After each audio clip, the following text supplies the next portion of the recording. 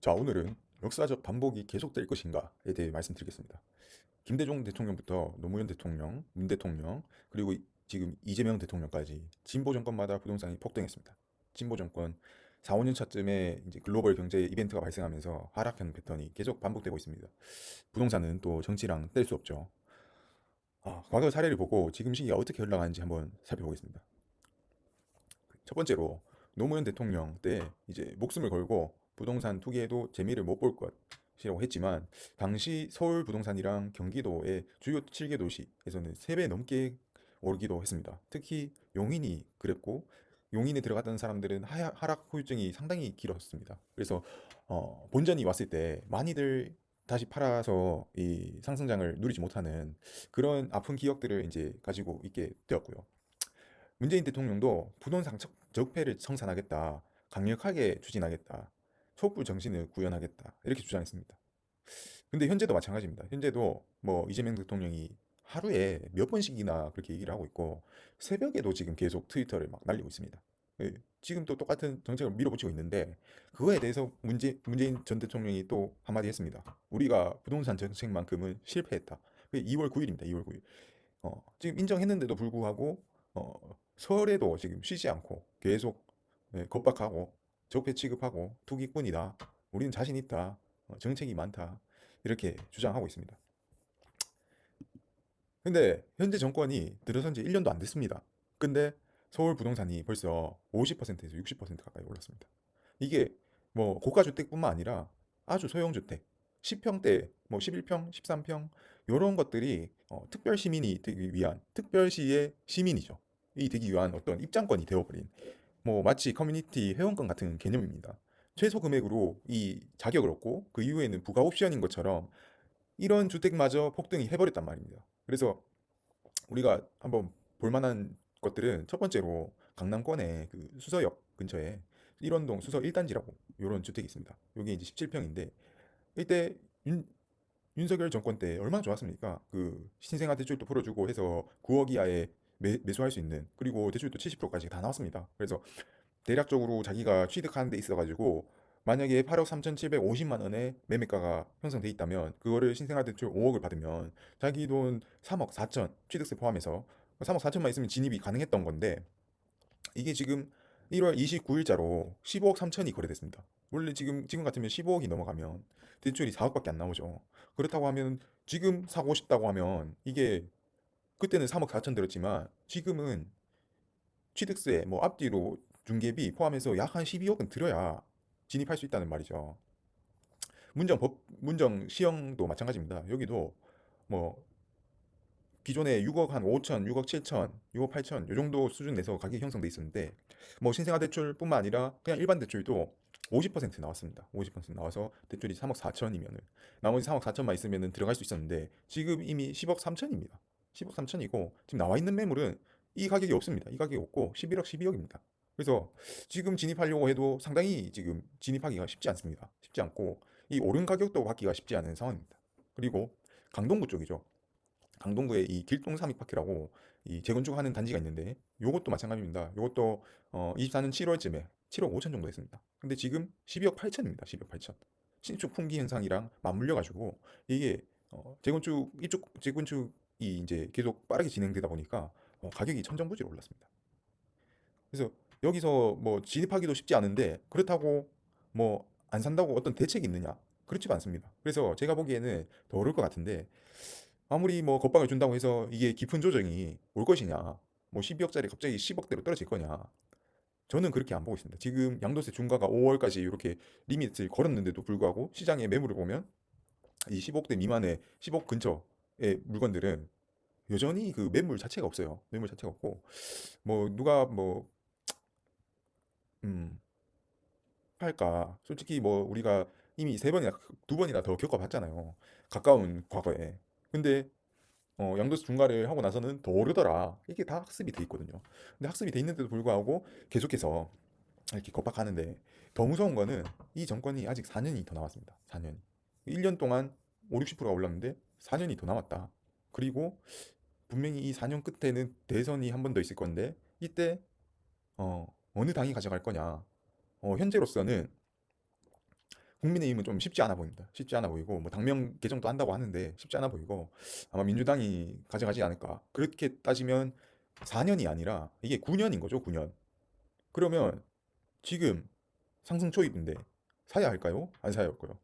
그리고 지금 누가 더 조급해 하는지 한번 생각해 보시기 바랍니다. 그 똥줄 탄다고 하죠, 솔직히. 우리가 똥줄 탄다고 하는데 지금 시장에 있는 사람들은 가만히 있는데 도대체 누가 이렇게 계속해서 시끄러운 소리를 내는가? 어. 첫 번째로는 이 우리 그 잼통님이 새벽에도 트위터를 하고 하루에 부동산 관련 글만 지금 네다섯 개씩 올립니다. 네다섯 개씩 올리면서 겁박을 하고 있는데 그런데 또 정책실장은 토지거래 허가제를 길게 동안 안 할 거다라면서 또 반대 주장을 합니다. 이 장군과 임금의 말이 맞지 않는다는 겁니다. 이럴 때는 누구의 말을 들어야 될까요? 이 상당히 겁먹어 보이는 사람 보이지 않습니까? 그 겁먹어 보이는 사람의 말을 믿어서는 안 됩니다. 행동도 자기 집을 팔라고 하니까 자기 집은 절대 안 판다. 예. 완전 내로남불이잖아요.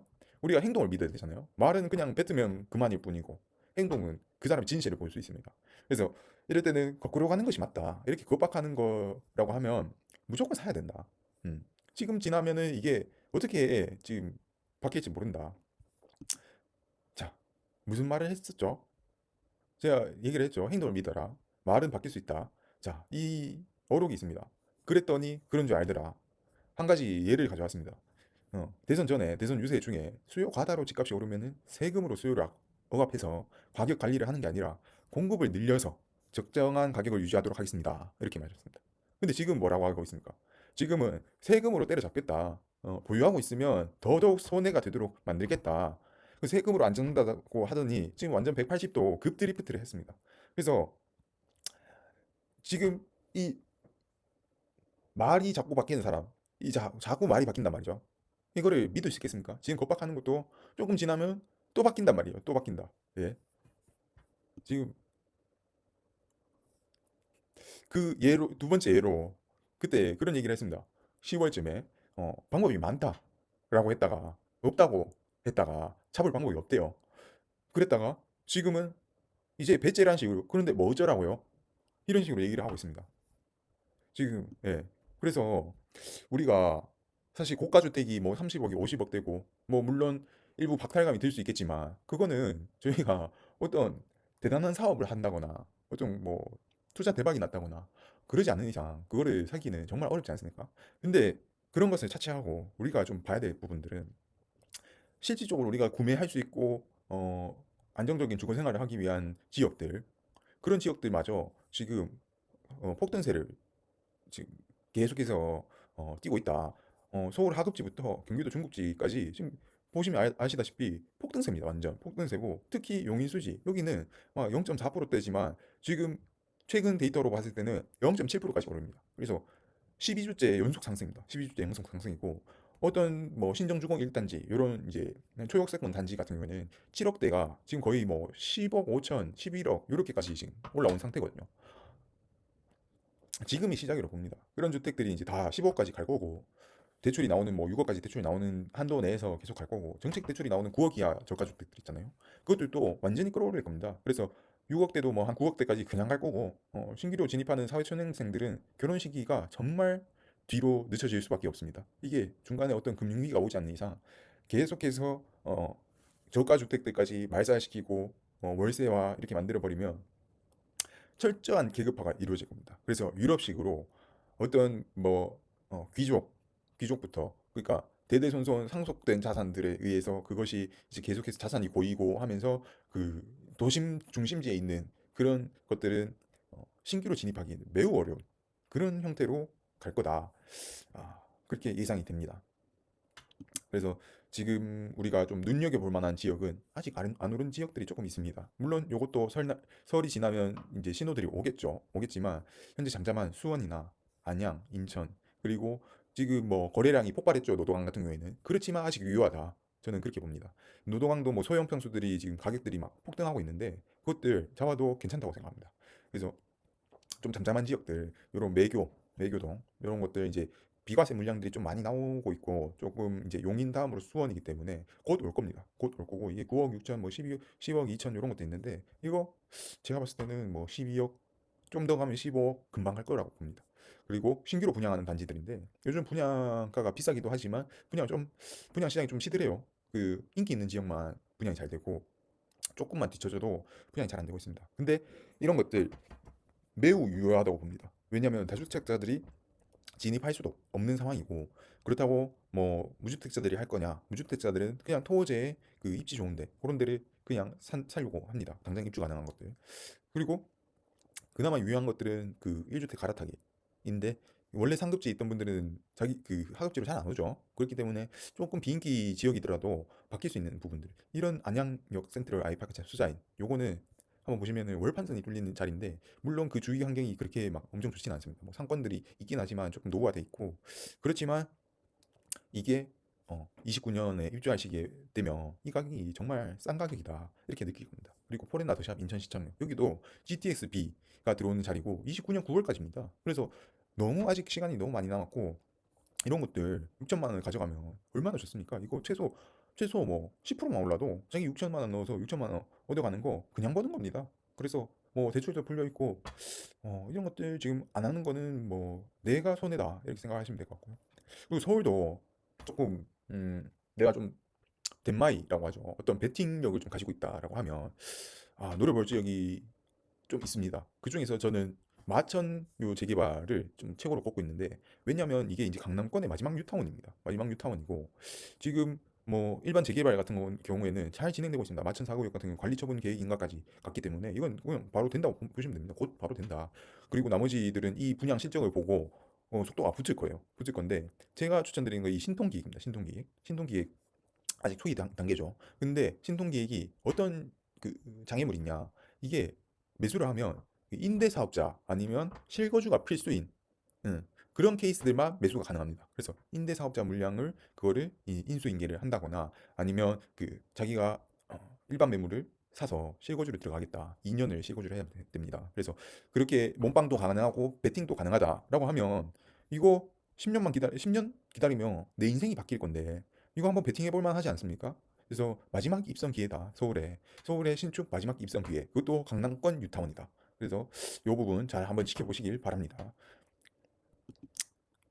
자, 그리고 지금 서울시장 선거가 6월에 예정되어 있죠.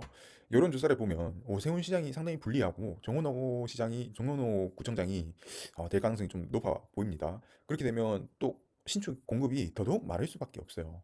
이게 박원순 시장 때처럼 뭐 인가도 좀 안 해주고 좀그 조합원의 권리를 행사하겠다라는 지역들은 또 해제를 또 해줘 버리고 그러면 이게 신축뿐만 아니라 20년, 30년 된 그 재건축이 불가능한 구축 아파트들도 사기가 힘들 정도로 오를 가능성이 높습니다.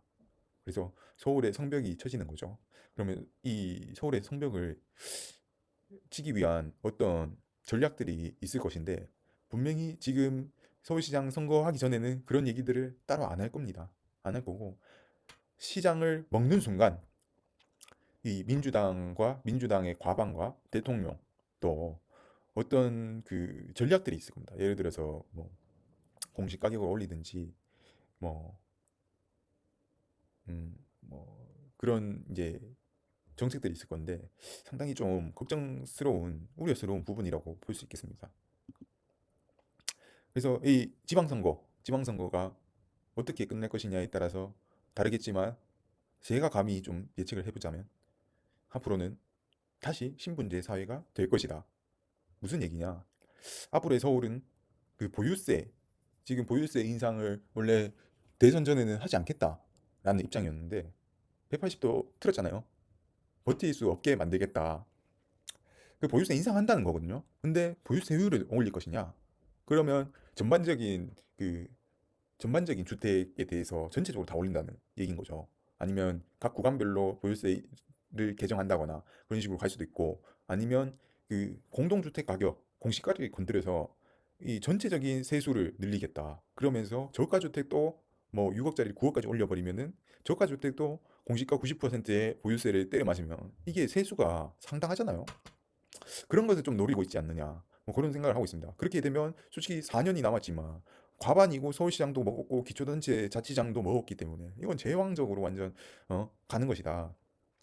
근데 더 중요한 게 있습니다. 이렇게 재산세율을 인상하게 되면 만약에 20억짜리 주택을 가지고 있다. 그러면 1년에 재산세가 1316만 원입니다.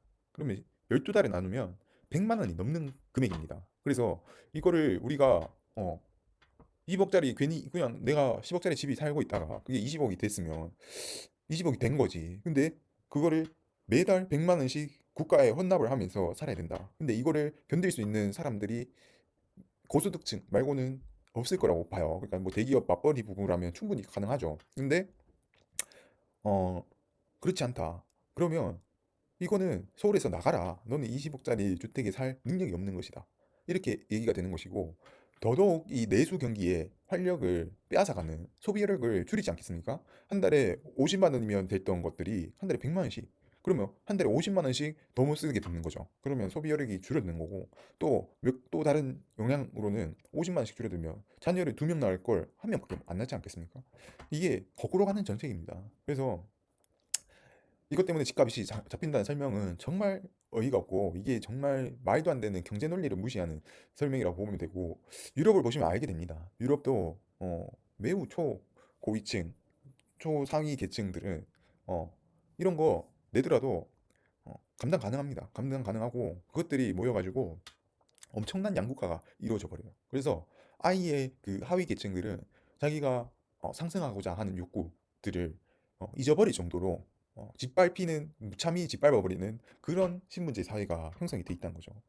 그리고 이제 부자들은 손가락질 받고 공격의 대상이 되기 때문에 숨어 사는 그런 사회가 됩니다. 숨어 살고 소득세 뭐 어떤 세금적으로 세율이 낮은 그런 나라로 이민을 가버린다던가 그런 형태가 이루어질 것이다. 한국도 마찬가지일 것이다. 그렇게 생각하시면 될 것 같습니다. 이상입니다.